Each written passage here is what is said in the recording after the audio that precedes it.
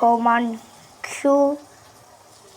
দেখো যে হ্যালো বন্ধু, সবাই ভালো আছো?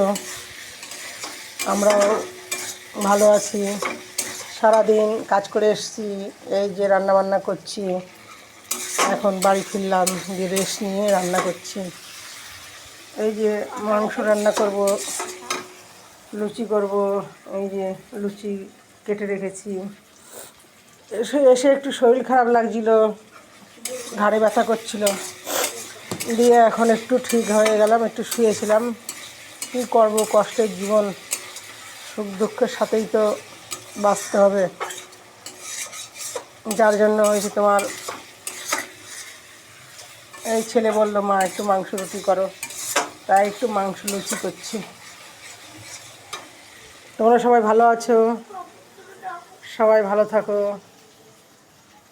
ঈশ্বর ভগবানকে বলি সবাইকে ভালো রাখো, তার মাঝে মাঝে আমাকেও একটু রেখো। হ্যালো বন্ধুরা।